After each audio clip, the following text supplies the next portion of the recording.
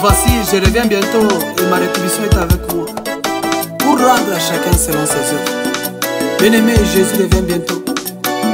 Regarde ta vie. Si tu n'as pas encore donné ta vie à Jésus, c'est le moment de le faire. Car vivre sans Jésus, c'est mourir tous les jours.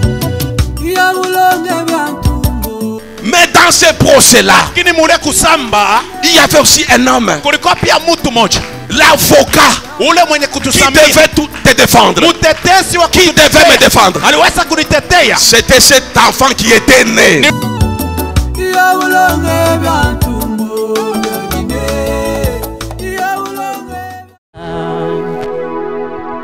Merci Père éternel, nous te bénissons ce matin et nous te disons encore merci.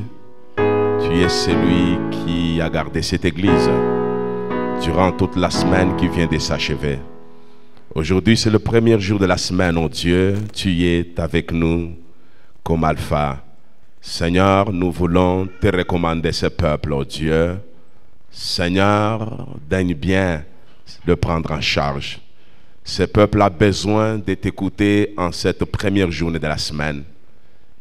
Il a besoin de commencer la semaine avec toi, oh Dieu. Seigneur, permets à ton Esprit Saint d'être présent dans la salle. Que le Saint-Esprit puisse nous aider à transmettre fidèlement ta parole. Et que le Saint-Esprit nous aide également à recevoir ta parole avec empressement et de la sceller dans nos cœurs. Parce que ta parole vivifie, ta parole console, ta parole restaure, ta parole guérit. Bénis ce moment favorable au Dieu.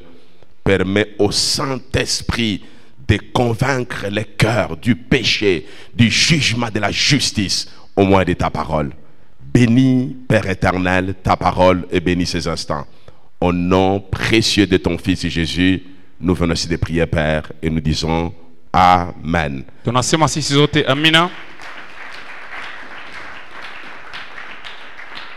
Que mon Dieu vous bénisse. Est-ce qu'on peut acclamer très bien pour la gloire de Jésus?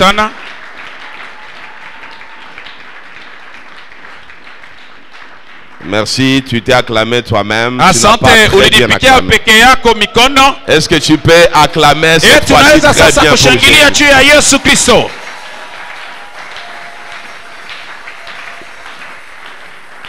Bikelekele pour les mamans, les acclamations, filles. Les acclamations, les sifflets, les cris de joie, les cris de joie.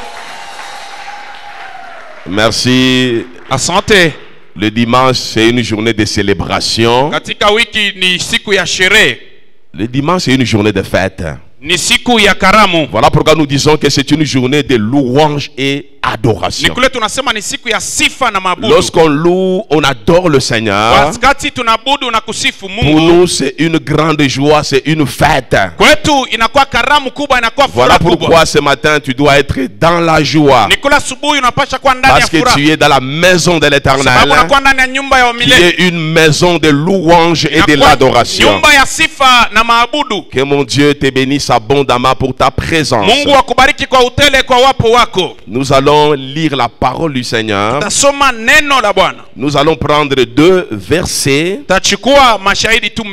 Mais pour gagner le temps, nous allons lire seulement notre passage du jour, qui est le passage principal. Et le deuxième verset, vous allez tout simplement le noter. Ça va vous servir pour la suite de notre message. Notre passage principal, c'est dans 2 Timothée chapitre 4. Nous sommes au verset 7. 2 Timothée 4, nous allons lire un seul verset. C'est le verset 7 que vous connaissez déjà par cœur. J'ai combattu le bon combat, j'ai achevé la course, j'ai gardé la foi. Parole du Seigneur. Est-ce qu'on peut acclamer très fort pour Jésus?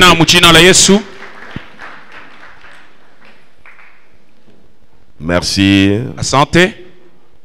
Est-ce qu'on peut encore acclamer bien pour Jésus?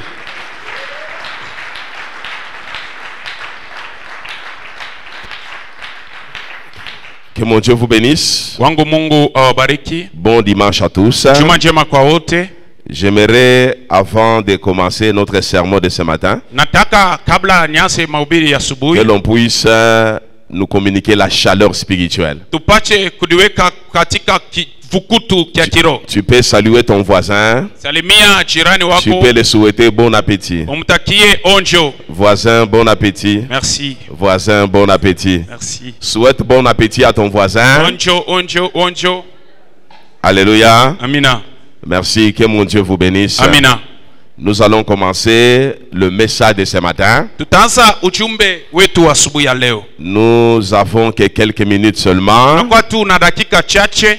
Aujourd'hui, nous allons clôturer notre enseignement sur le bilan de l'apôtre Paul. Tutatoa nanga kwa ujumbe wetu juu ya mtume Paulo. Et nous allons clôturer notre marathon de Na prière. tutamaliza mwendo wetu wa maombi. Toute la semaine, on était en prière. Wiki yote tulikuwa ndani ya maombi. Et le dimanche, en effet, c'est le jour où nous devons clôturer notre prière. Na siku ya leo ni siku tutatoa nanga kwa maombi yetu. Le message le plus difficile, Ujumbe ya nguvu c'est un message là où on demande au prédicateur de conclure. ni ile beko na lomba mhubiri apate kumaliza. J'ai prêché pendant 1 mois, 4 semaines. Nilubili katika mwezi moja na kipande. Je vous présentais le bilan de l'apôtre Paul. Ilianza kuwapatia hesabu wa kibao ya mtume Aujourd'hui, Paulo. je suis obligé de clôturer mon message. Leo nimeshurutishwa kumaliza ujumbe. Or, je ne peux pas clôturer sans rappeler l'introduction. Japo siwezi kumaliza bila kukumbusha kingililio. Si vous n'avez pas compris l'introduction de mon message, Kama amukuelewe kingilio kya ujumbe, vous n'allez pas comprendre non plus la conclusion de mon itakuwa message. kigumu kuelewa mwisho ya ujumbe. Dans quelques minutes seulement, Katika dakika chache tu je vais essayer de faire la synthèse de tout ce que nous avons dit pendant 4 semaines. tapima kusemea kwa ufupi kwa yote Nous tulisemezea. avons parlé mwezi de yote. l'apôtre Paul qui est en train d'exhorter son fils, son bien-aimé Timothée. Tulisema ya kwamba mtume Paulo anakuwa anasubutisha mwana wake Et mpendwa. cette exhortation se fait sous forme de message. Na hiyo masubutisho lifanya kama namna ya Et kumhubiri, ce message kumfundisha. est présenté sous forme d'un bilan. Na inaalikishwa kama kibao. L'apôtre Paul, Mtume Paulo bientôt, il va terminer sa carrière ministérielle. anataka kuisha manake mwenendo wake wa Il utumishi. a la révélation du Seigneur Anakuwa na ufunuo ya Bwana sur la fin de sa carrière ministérielle juu ya mwisho ya utumishi wake. en tant que leader responsable. Kama kiongozi mwenye madaraka, Il veut s'adresser à son fils dans la foi Timothée anatafuta kuelezea mwana wake wa imani pour que Timotheo, Timothée puisse imiter son père spirituel. kusudi Timotheo apate kumfuatirisha baba yake wa kiroho. Bien-aimé dans le Seigneur, Wapendwa ndani ya Bwana, c'est important d'avoir un père spirituel. inakuwa mwema kuwa na baba wa kiroho, Parce qu'un père, c'est une référence. kwa sababu baba anakuwa kiangalisho. L'apôtre Paul, c'est une référence pour son fils Timothée. Ni kiangalisho ama mfano chia mwana wake Timotheo. Timothée doit veiller sur son ministère Anapasha kukesha juu ya butumishi bwake, parce qu'il reçoit la révélation de son père. anapokea ufunuo ya baba yake. Et nous avons dit que le bilan de l'apôtre Paul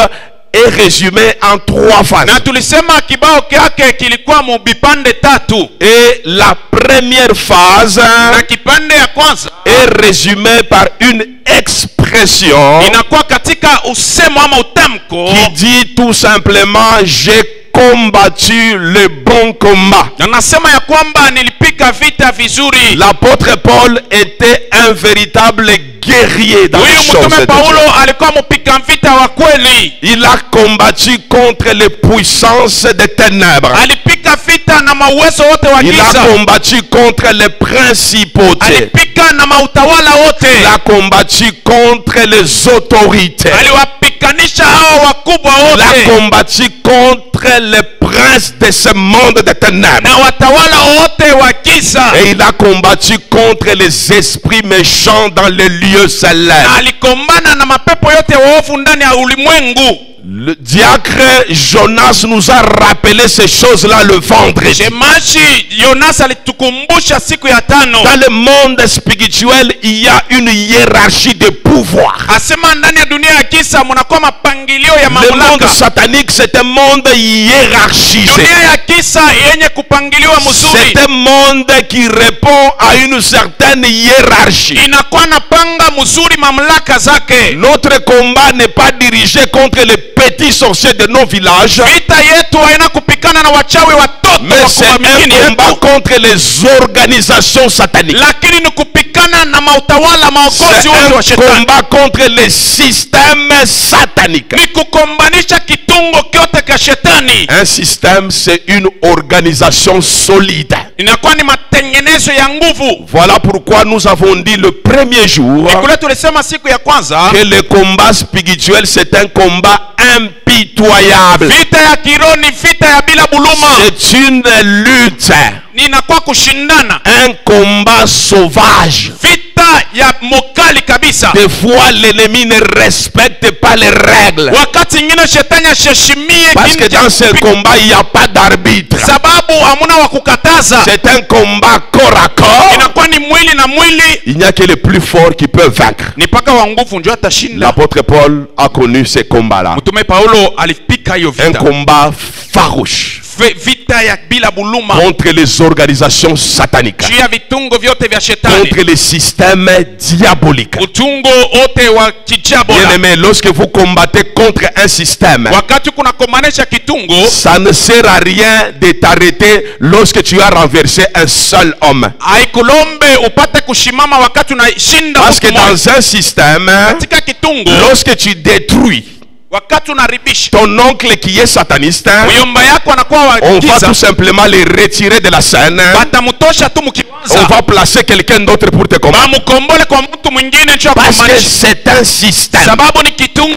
Voilà pourquoi comme notre combat est dirigé contre le système, Ni kule wakati tuko napikana na vitungo, c'est un combat interminable. ni vita ya bila mwisho. Tant que nous sommes sur la terre, Wakati tuko pa dunia, nous continuerons toujours à combattre. tunakuwa naendelea kupikana. Pourquoi toujours combattre? Jia nini mpaka Parce que kukombana? nous n'avons pas affaire Juu hatuna na à nos membres de famille qui sont physiques. atukombane na wa- Nous viungo vyetu avons affaire wanakuwa à ndani ya une jamaa. organisation. Lakini Nous kitungo, avons affaire à un système. kitungo kimoja, Et ce système-là, na hiyo matengenezo Dieu lui-même permet Mungu peke yake qu'il anaruhusu soit en place akuye pale jusqu'à l'avènement de Jésus. mpaka kurudi kwa Yesu. Tant que Jésus n'est pas encore Wakati Yesu là, atarudi, le combat continue. vita inaendelea. L'apôtre Paul Mtume Paulo a combattu ce combat contre les puissants des ténèbres. alipikana hiyo vita na wafalme wote wa giza. En dehors de ce type de combat, Nje ya hiyo hali hatua ya l'apôtre vita, Paul a combattu contre sa propre chair, alipikana na mwili wake, son propre corps. mwili wake. Bien-aimé, Wapendwa, ce corps nous empêche des fois d'accomplir la volonté de Dieu. hiyo mwili inatuzuru kutimiza Ce mapenzi ya corps Mungu. est très capricieux. Inakuwa na uzito Ce kabisa, corps, des fois, il refuse de jeûner. inakuwa na kataa kufunga, Ce corps, des fois, il évite d'accomplir ce qui est juste. iko naepuka kutimiza, inakuwa yenye Lorsqu'on haki. demande à ce corps d'aider les voisins, Kama bana kuambia usaidie ce corps jirani, dira que je n'ai pas assez pour les voisins. sina na pesa nyingi njoo ya kusaidia jirani, J'ai juste un minimum pour moi-même. nakuwa tu na kiloko juu Ce yangu. corps est égoïste.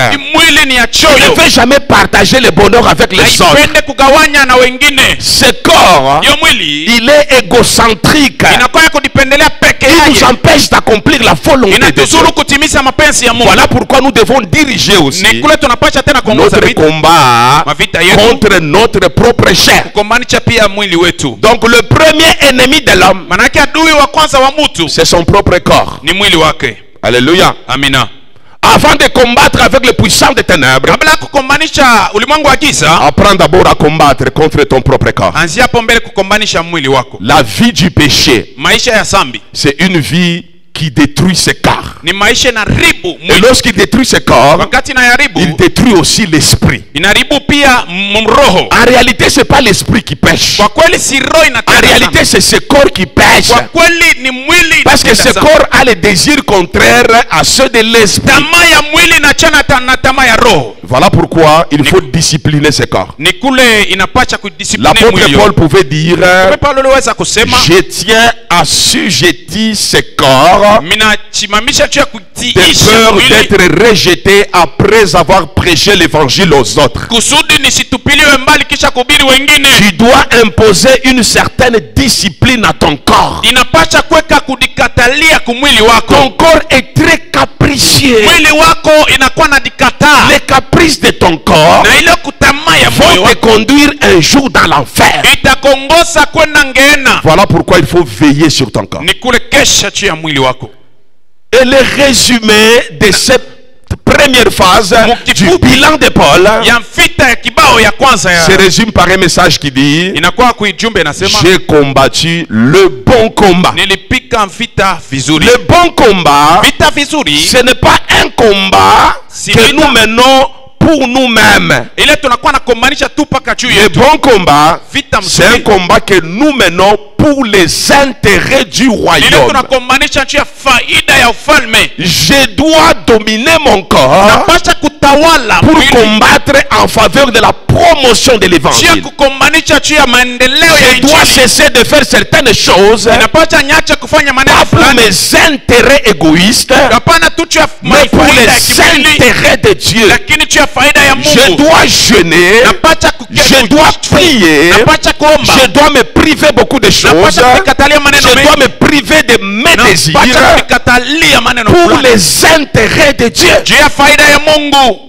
Combien de gens Wala ngapi se watu privent aujourd'hui wanadikatalia de leo bonnes choses pour que l'évangile aille de l'avant? maneno mengi juu injili iendelee mbele? Combien de gens font des économies Ni wangapi wanakuwa na chunga fedha pour que l'œuvre de Dieu aille de l'avant? juu kazi ya Mungu iende mbele? Mais aujourd'hui, nous avons des chrétiens qui se disent guerriers, Tunakuwa na Bakristo banasema bapika mais vita, c'est des gens qui savent faire des économies pour acheter leur maison. ni bantu beko na chunga fedha juu ya Ils savent kuuza faire des magari, économies pour voyager. juu ya kufanya Ils safari, savent faire des économies pour se marier. kuchunga fedha juu ya Ils savent kokoa, faire des économies pour envoyer leurs enfants à kuchunga fedha l'étranger. kutuma batoto nje, Mais ils ne font jamais des économies lakini pour hawachunge soutenir fedha l'œuvre de juu ya Dieu. kusaidia kazi ya Mungu. Ils ne se font jamais violence Abadifanye kuwa nguvu pour que les intérêts de Dieu aillent de l'avant. juu mafaida ya Mungu iendelee mbele. L'apôtre Paul Mtume Paulo a refusé de se marier. alikatala kuoa.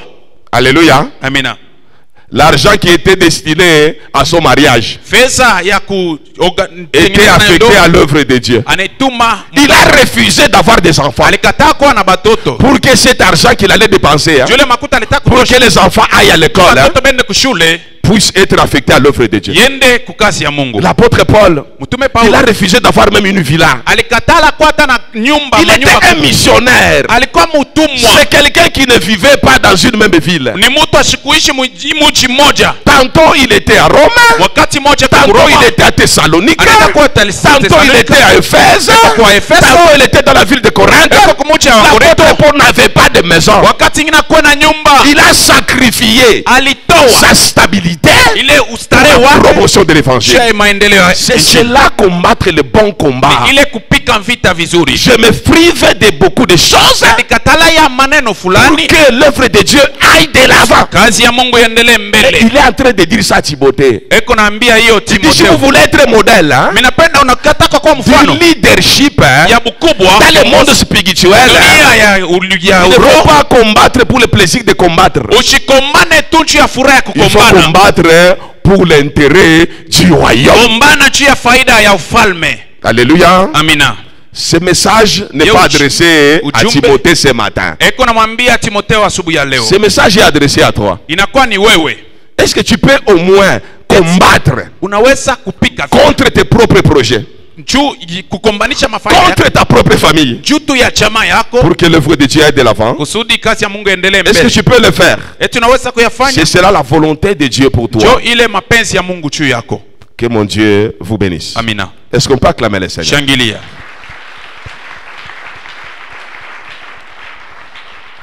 La deuxième phase du bilan de Paul, c'est une phase qui est résumée par l'expression qui dit: j'ai achevé la course. La course, nous avons dit en grec, c'est dromos. Dromos, c'est un service que vous rendez à Dieu. Dromos, c'est une activité. Nous chrétiens, nous sommes en activité. Dieu nous a donné une mission spéciale que nous devons à tout prix accomplir. Voilà pourquoi je vous ai dit la fois passée que nous sommes appelés ambassadeurs de Christ. Un ambassadeur, il reçoit une lettre d'accréditation. Autrement dit, un ambassadeur reçoit l'ordre de mission de représenter sa nation à l'extérieur. Nous chrétiens, nous sommes des ambassadeurs. Nous avons reçu de Dieu une lettre d'accréditation. Et cette lettre d'accréditation, c'est pour exécuter une mission sur la terre. Nous sommes sur la terre pour exécuter une mission. C'est ça le dromos. Nous sommes là parce que Dieu nous a mandaté pour faire quelque chose. Et vous devez exécuter la mission conformément à l'ordre qui vous a été donné. Chaque chrétien a reçu un ordre de mission. Chaque chrétien a reçu un mandat particulier. Ma mission dans l'église n'est pas ta mission. Et ta mission dans l'église n'est pas non plus ma mission. Chaque chrétien est porteur d'un ordre de mission. J'ai achevé ma course. C'est-à-dire j'ai exécuté normalement la mission que le Seigneur m'a confiée. Timothée, son fils bien-aimé, doit comprendre que la vie chrétienne, c'est une vie de mission. On n'est pas chrétien par hasard. On n'est pas serviteur par hasard. Nous n'avons pas été appelés par hasard. Nous sommes des serviteurs. En tant que serviteurs, nous devons exécuter la mission conformément à l'ordre du Seigneur. Il était strictement interdit de modifier l'ordre de mission. C'est là que nous aurons des problèmes avec le Seigneur. Il y a beaucoup de gens qui ont reçu la mission dans cette église. Ils sont en train de modifier l'ordre de mission de l'Éternel. Et beaucoup auront des comptes à rendre à Dieu. Bien aimé, nous aurons des comptes à rendre. Parce que nous sommes porteurs d'un ordre de mission.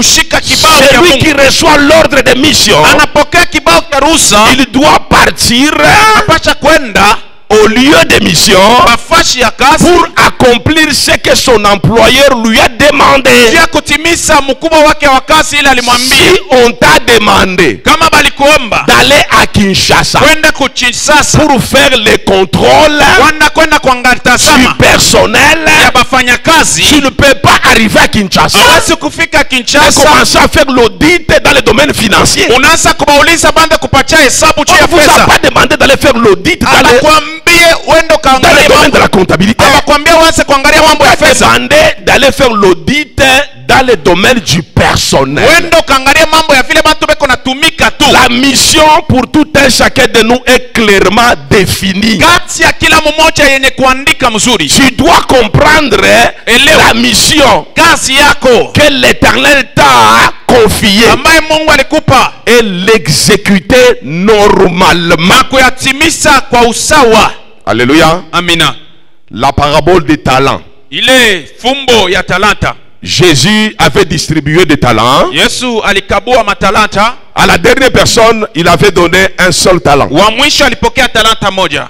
La personne là Ule mtu ne voulait pas fructifier ce talent-là. akupenda kujumlisha hiyo talanta. Il avait caché le talent Alificha hayo parce qu'il avait estimé que ce n'était pas nécessaire alitambua kwamba si muwema de fructifier ce talent-là. kujumlisha hiyo talanta. Quelque temps après, Kisha wakati chache le patron est venu mkubwa wa kazi akarudi pour demander des comptes. jia kufanya hesabu. La personne qui avait reçu un seul talent Ule alipokea talanta moja a remboursé son talent à son patron. anamrudishia talanta yake kwa patron Et wake, son patron l'a qualifié de mauvais serviteur. na mkubwa wa kazi anamwambia sema huko mfanya kazi Il lui a dit uovu. que si tu savais que je suis exigeant, Kama ulijua ya kwamba ninakuwa na il ne mashurutisho, fallait pas accepter mon talent. hakuweza kuchika zawadi yangu, Il fallait me le retourner. bacha kunirudishia, J'allais donner mon talent nilibacha kupatia à ceux-là qui connaissent mes exigences wale wanachua namna gani ya et qui kutumikisha savent fructifier mes talents. na wanachua kujumlisha talanta. Lorsque moi je donne les talents, Wakati mimi naleta zawadi c'est pour les fructifier juu ya kuyachumlisha, et non pour les mettre en réserve. hapana tu juu ya kuichunga. Ce monsieur-là a eu des problèmes. Huyu ndugu alikuwa na shida. Beaucoup de chrétiens auront des problèmes. Wakristo wengi watapata mambo Parce que Dieu a donné à chaque individu un don, sababu Mungu alipatia kila mmoja une zawadi, spécialité manake ya achanisha dans la maison de Dieu. ndani ya nyumba ya Mungu. La maison de Dieu est comparable à un corps. Nyumba ya Mungu inalinganisha na mwili. Et chaque membre du corps a sa fonction. Kiungo kyote kia mwili kinakuwa na kazi yake. Chaque doigt a une fonction. Kidole kyote kinakuwa na kazi. La main joue aussi un rôle. Mkono nayo iko na kazi. Les pieds jouent un rôle. Mkono nayo iko na kazi La yake. jambe joue aussi un Nayo rôle. inakuwa na kazi yake. Chaque membre Kila kiungo doit être actif inapasha parce que c'est ce que Dieu nous demande. inakuwa na nguvu juu ni ile Mungu anatuomba. Et si tu refuses d'être actif dans la maison de Na Dieu, ukakataa kufanya kazi au ile dernier inapasha- jour, tu auras des problèmes. siku moja utapata mambo. Bien-aimé, nous sommes en mission Tunakuwa ndani ya kazi et tu dois dès maintenant na unapasha sasa prendre hivyo conscience de cela kuchukua zaidi et se ya mettre marriage au travail. na kuwa ndani ya kazi, Parce que Jésus revient bientôt sababu Yesu anarudi et nous aurons tous des comptes à rendre à na notre sisi Dieu. sote tutafanya hesabu mbele ya Est-ce Mungu. qu'on peut acclamer très fort? Shangilia tena mzuri mjina la Yesu.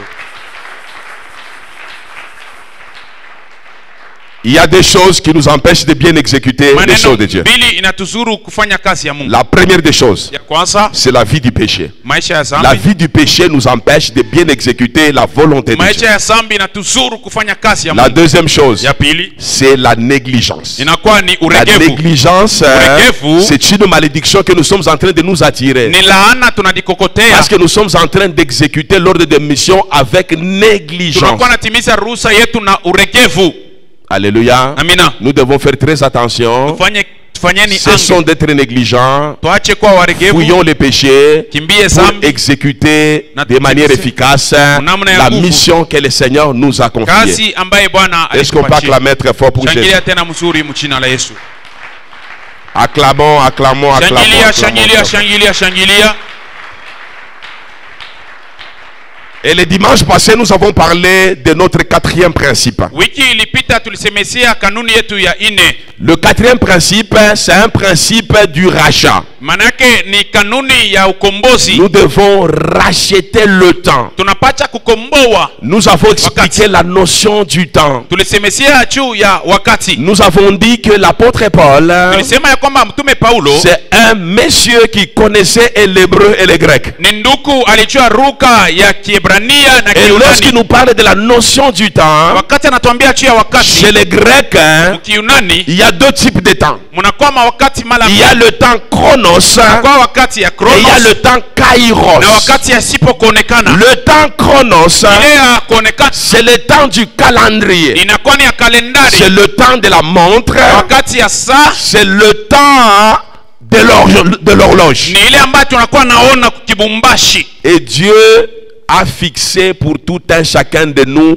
un temps kairos. Na Mungu alitia ndani ya maisha ya kila mtu ile Le wakati ya temps Kairos. pendant lequel chaque individu doit accomplir sa mission conformément à l'ordre que le Seigneur lui a donné. Kila mmoja anapaswa kutimiza ruhusa yake kuambatana na vile Mungu alimwambia. Bien-aimés dans le Seigneur, Wapendwa ndani ya Bwana, nous allons bientôt terminer notre message. tunataka kumaliza ujumbe Je wetu. voulais vous rappeler Nilipenda tu que kuwakumbusha le temps Kairos, ya kwamba wakati Kairos c'est un temps qui est fixé par Dieu ni lui-même. wakati Mungu peke yake mwenye kujitilia. Ça veut dire quoi? Maana yake nini? La mission que le Seigneur t'a donnée, Kazi ambayo Mungu alikupa c'est une mission qui est définie dans le temps et dans l'espace. maana yake ni kutiliwa mu wakati na kuambatana na wakati. Ne t'enorgueillis pas parce que tu es encore jeune. Usikuwa na kiburi chu kingali kikiana.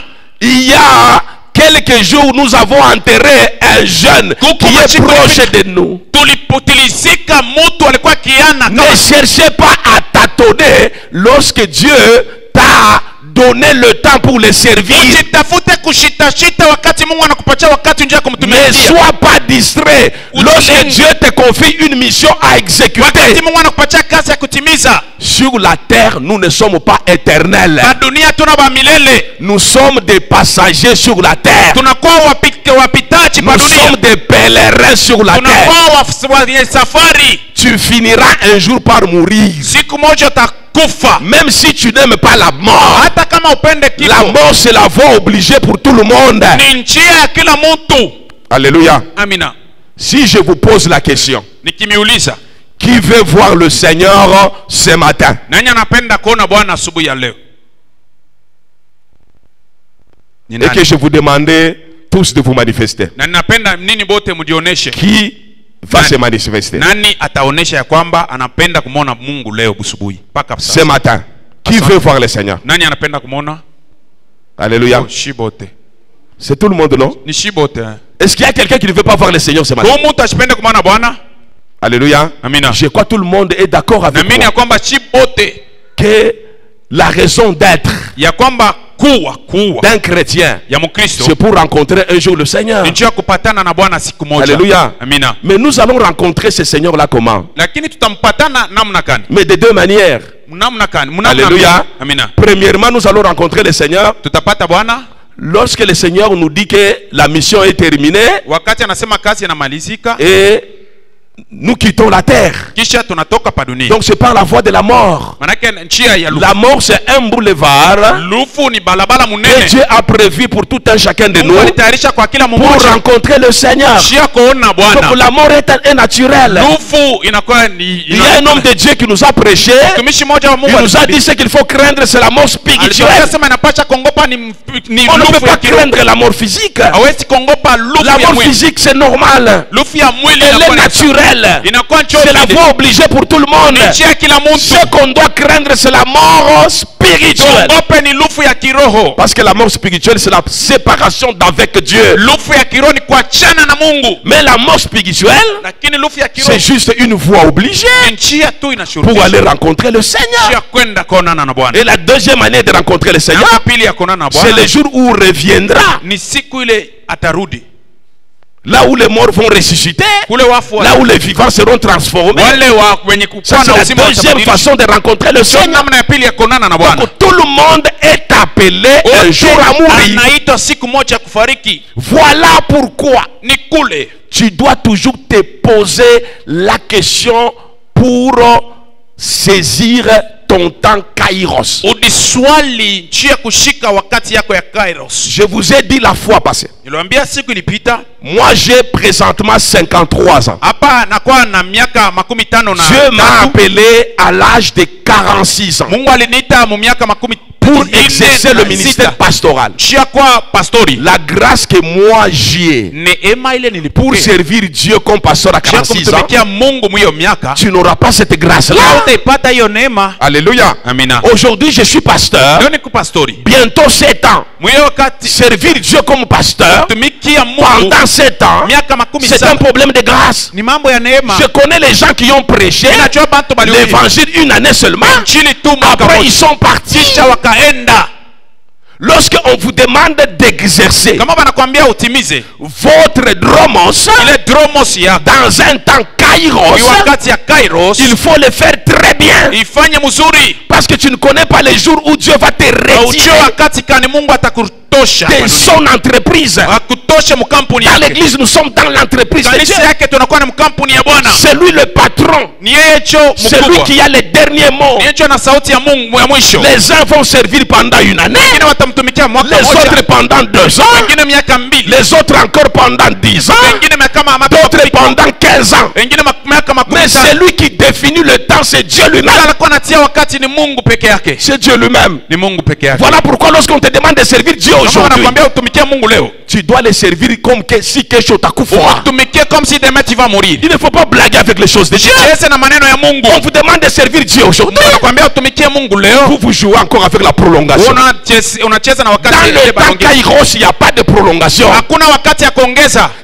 La prolongation, c'est dans le temps Chronos. Toi, tu peux donner la prolongation à ta femme, à tes enfants, à ton mari. Mais chez Dieu, il n'y a pas de prolongation. Les âmes sont en train de mourir. Les gens meurent dans les péchés. Tous les jours, on te demande de servir Dieu. Toi, tu te dis béni chez Masomo. Alléluia. Qui te dit que Masomo c'est très important que l'œuvre de Dieu. Il y a les gens qui ont des diplômes, mais ne sont jamais heureux. Alléluia. Je connais les gens qui ont fini les études, pendant qu'il est en train de fêter, il s'enivre, il prend le volant, il fait le tonneau, il meurt. Alléluia. Dieu te demande de le servir aujourd'hui. Faites ça. Alléluia. Ne dis pas que je me marie d'abord, que j'ai d'abord des enfants, que j'ai aussi une maison pour servir Dieu. Bien aimé dans le Seigneur, c'est Dieu lui-même qui a le monopole du temps Kairos. Tu peux mourir à tout moment. Tu peux nous quitter à tout moment. Même moi qui vous parle, je peux vous quitter à tout moment. Alléluia. Voilà pourquoi en tant que leader avisé, nous sommes en train de former les autres leaders. Lorsque je suis fatigué, je demande à Papa Dani aussi de prêcher. Lorsque je suis fatigué, je demande à Miki aussi de prêcher. Lorsque je suis fatigué, je demande aussi à Yannick de prêcher. Pourquoi je le fais?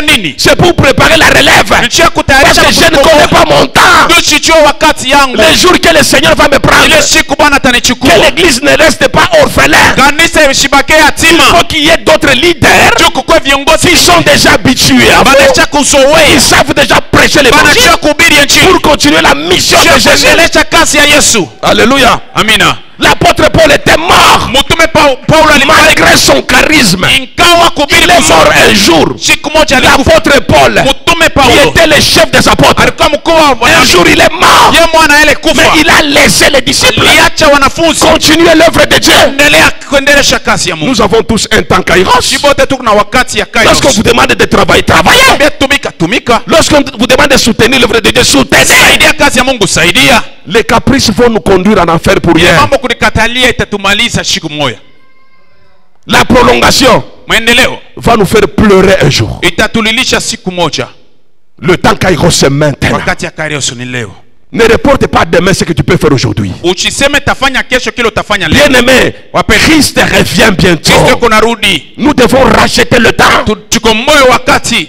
Jésus est en train de pleurer pour les âmes qui sont perdues. Inakuwa nalia juu ya manafsi yenye kupotea. Mais à travers l'évangélisation, tu peux faire quelque chose. Kupitia injili unaweza kufanya kitu. Pour sauver ces âmes-là qui sont perdues. Juu ya kuokoa manafsi yenye kupotea. À travers de ton argent. Peut-être tu es un homme occupé. Tu es une femme occupée. Mais tu peux soutenir les évangélistes. Tu peux soutenir les hommes de Dieu. Avec ton argent. Pour qu'eux au moins qui sont disponibles dans ce domaine-là aillent évangéliser. Le temps Kairos c'est maintenant.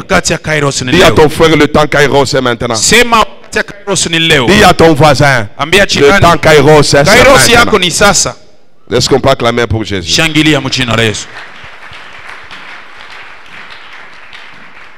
Le cinquième principe. Pour terminer le bilan de l'apôtre Paul. J'ai combattu le bon combat. J'ai achevé mon dromos. J'ai gardé la foi. J'ai gardé la foi. Bien-aimé dans le Seigneur, c'est très important. Le verbe est gardé. En grec, c'est tereo. En grec, c'est tereo. Je vous ai dit la fois passée tout ce que l'apôtre Paul est en train de vous écrire, ça a un sens, ça a une signification. Ce ne sont pas des mots tout simplement qu'on a pris dans la grammaire pour vous coucher dans la parole de Dieu. C'est des mots qui ont un sens sur le plan spirituel. J'ai combattu le bon combat, j'ai achevé la course et j'ai gardé la foi. Et garder, le verbe est gardé. J'ai dit en grec c'est tereo. Tereo ça veut dire veiller sur. Tu dois veiller sur. Tu dois veiller sur la mission que Dieu t'a donnée. Tu dois veiller sur les temps Kairos que Dieu t'a donné. Bien-aimé dans le Seigneur, je suis en train de clôturer mon message. J'ai gardé ma foi. C'est-à-dire j'ai veillé sur la mission que Dieu m'a confiée. J'ai gardé ma foi. J'ai veillé sur l'ordre des missions de Dieu. Bien-aimé, est-ce que tu veilles sur la mission que Dieu t'a confiée dans cette église? Est-ce que tu veilles sur le programme que Dieu t'a confié dans cette église? Est-ce que tu es fidèle à l'ordre des missions que Dieu t'a donné? L'apôtre Paul s'adresse à son fils Timothée. Timothée, mon fils, tu dois veiller sur la charge pastorale que je t'ai confiée et que le Seigneur t'a confié. Frère Miki, tu dois veiller sur la mission que Dieu t'a donnée. Frère Kim, tu dois veiller sur la mission que Dieu t'a donnée. Tu dois veiller. Maman Marie, veille sur la mission que Dieu t'a donnée dans cette église. Maman Ruth, veille sur la mission que Dieu t'a donnée dans cette église. Maman Irène, veille sur la mission que Dieu t'a donnée dans cette église. Papa Grégoire, veille sur la mission que Dieu t'a confiée dans cette église. J'ai gardé ma foi. Pasteur Faustin, Papa Dani, veillez sur la mission que le Seigneur vous a confiée dans cette église. Veiller, ça veut dire quoi en français? Veiller, ça veut dire c'est s'abstenir de dormir pendant le temps destiné au sommeil. C'est s'abstenir de dormir pendant le temps réservé au sommeil. Alléluia. Amina. Donc un homme normal doit dormir. Manake mtu anapasha Un kulala. homme normal doit se reposer. Mtu anapasha kupumzika. Mais le Seigneur nous interdit de Lakini dormir. Bwana anatukataza kulala. Il nous interdit de nous reposer. Anatukataza kupumzika. J'ai gardé ma foi. Nililinda imani. Ne dis pas que je suis en repos. Ulisema sema niko mapumziko. Alléluia. Amina. On te dit, frère Yannick, Nakwambia ndugu Yannick, pourquoi tu n'as pas exécuté la mission qu'on t'a donnée à la chorale? Akuongoze mzuri kwaya. Tu dis, ah papa, je suis d'abord en mission. Papa, Je suis d'abord en repos. Miko mbele na pumzika. Alléluia. Amina. Dans les choses de Dieu, il n'y a pas de repos. Mambo ya Mungu ana mapumziko. Il m'arrive de prendre les congés, les vacances. Inakuwa nanifikia Mais je réalise que pendant que je suis en repos, Ninatambua kwamba wakati ya je mapumziko continue toutefois à travailler. mimi naendelea kutumika. Je suis en contact permanent avec les anciens. Wakati yote niko na wazee. Des fois, je donne même des solutions. Wakati nyingine nakuwa naleta majibu. Et les anciens souvent disent, Basi banasema papa, en principe, hein, tu es en repos. na yo yenyewe huko mu. Tu es censé quand même te reposer. Dashi pumzika hapo. Excusez-nous, papa, de te déranger. Sinishiba kukuzuru L'homme tena. de Dieu n'est jamais en repos. Mtu wa Mungu akalake katika mapumziko. Une servante de Dieu n'est jamais en repos. Kijakazi wa Mungu ana Nous mapumziko. devons nous abstenir Pacha kudikatalia de nous reposer. ya kudipumzika. Parce que Jésus revient Sababu bientôt. Yesu kuna rudi. Parce que la mission qu'on nous a donnée est imminente. Kazi ambayo Mungu anatupatia ni ya muhimu. Parce que le temps est calculé. Wakati yenye kuhesabiwa. Le temps est calculé. Wakati yenye kuhesabiwa. Bien aimé, le temps est calculé. Wakati yenye kuhesabiwa. Fais très bien Fanya ce kazi que Dieu t'a confié. ambayo Mungu alikupatia. Le temps est bien géré. Wakati kuna lindwa mzuri. David comprenant ces choses. Daudi mkuelewa hiyo maneno. Il prie, hein? Anaomba. Il dit à Dieu, Anamwambia Bwana, apprends-moi à compter mes jours. unifundishe nijue kuhesabu masiku yangu. Il ne parlait pas des jours chronos. Achisemee juu ya wakati Kronos. Il parlait des jours kairos. Anakuwa anasemea Kairos. Apprends-moi à compter mes jours. Unifundishe kubalula. Chaque jour qui passe, Siku inapita c'est un défi inakuwa ni buchokozi. sur le plan spirituel Mwali ya que kiroho nous devons relever. ambaye tunapaswa kushimamisha. La journée d'aujourd'hui, Siku ya leo pour moi, c'est un défi. kwangu ni J'ai buchokozi. commencé à préparer cette journée Nilianza kuitayarisha pendant les 3 jours de jeûne et prière. masiku yote ya maombi. Hier, Jana quand je suis venu prier la nuit ici, wakati nilikuwa kuomba usiku, il y a un diacre qui m'a dit, unakuwa chemacha ah, ananiuliza, papa, vous êtes là? ah papa unakuya? J'ai pensé que vous alliez quand même vous reposer. Mimi nasema utapumzika kwa Parce que leo. vous avez quand même travaillé toute Lakini la semaine. mlitumika wiki yote mzima. J'ai dit non, fils. Naambia sema hapana Je suis quand mwana. même venu prier avec vous Mimi nakuwa kuomba ko pour quelques heures. hata wakati moja. Après, je vais rentrer. Kisha atarudi. J'ai prié avec eux. Niliomba pamoja. On était ici pendant qu'il pleuvait la nuit. Tulikuwa wakati mvua On était ikianza. à 13 ici en train de prier. Tulikuwa makumi Et à moja na 23 heures, j'avais terminé ma part. na wakati linea Je suis nilienda rentré me reposer à la maison. karudi kupumzika. Et tôt le matin, Asubuhi je me suis encore réveillé namuka. parce que je savais qu'il faut préparer les cultes. Nilijua kwamba alipaswa kutayarisha. Les cultes se préparent toujours en prière. Kunchi inakuwa natayarisha maombi. Veille sur la mission que Dieu t'a Kwa donnée. kazi ambayo Bwana alikupatia. C'est pas le moment de somnoler. Haina wakati ya C'est kusinzia. pas le moment de dormir. Haina wakati ya kulala. C'est pas le moment de prendre les congés. Haina wakati ya kuchukua Tu dois veiller kesha.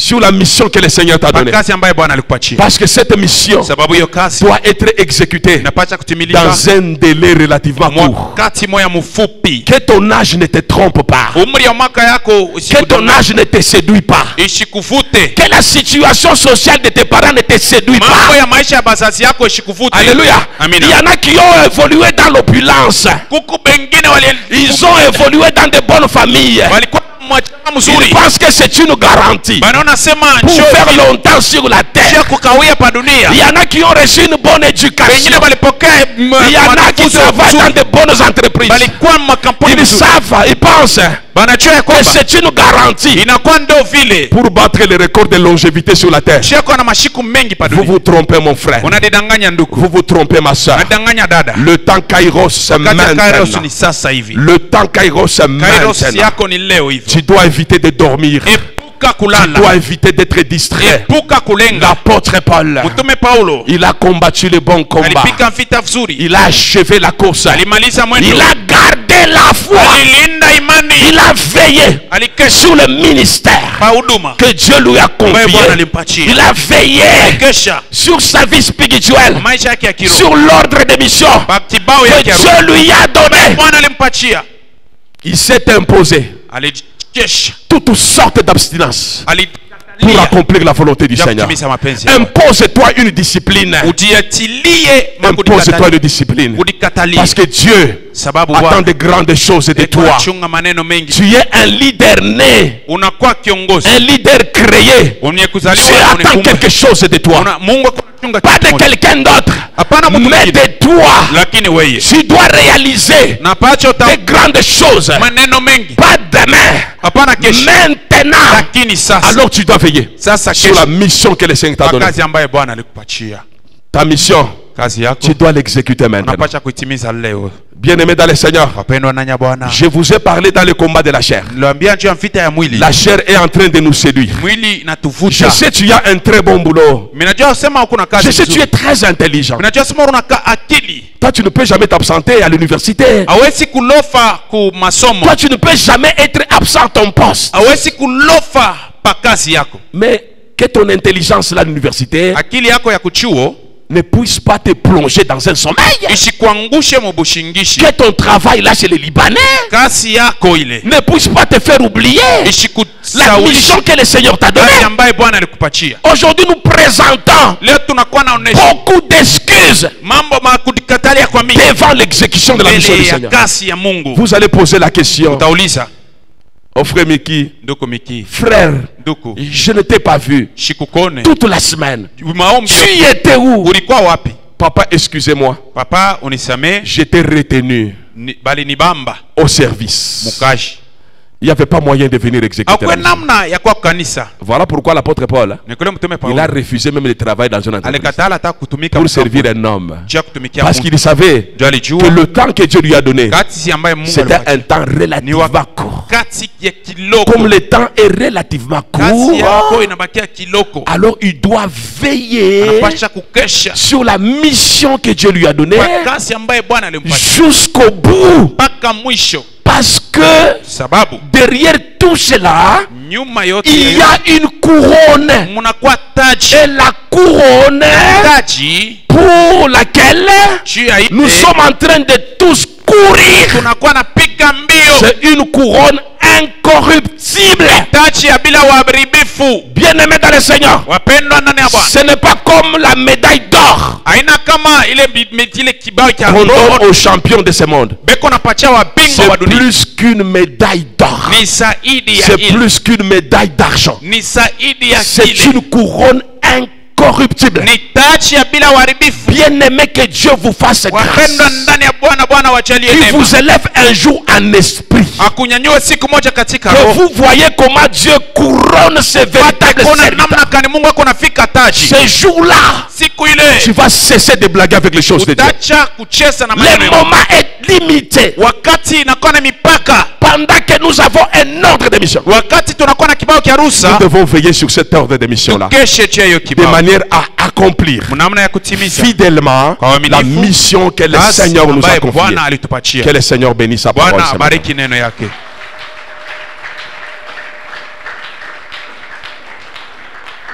Tu vas t'incliner en prière. Tu as très bien compris le message de bout en bout. Du début à la fin, tu as très bien compris le message.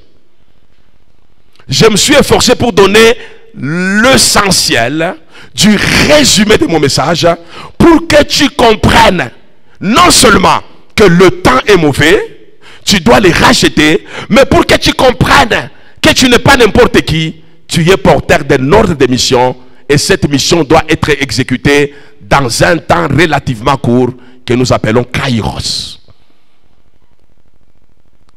Et tu dois non seulement achever ta mission, c'est-à-dire exécuter fidèlement la mission que Dieu t'a donnée dans un temps Kairos, mais tu dois veiller à l'application stricte de ce que le Seigneur t'a confié comme mission. Si tu es gagneur d'âme, veille à l'application stricte de ta mission. Si tu es intercesseur, veille à l'application stricte de ta mission d'intercesseur. Si tu es président d'un département, tu dois veiller sur l'application stricte de la mission que le Seigneur t'a donnée dans ton département.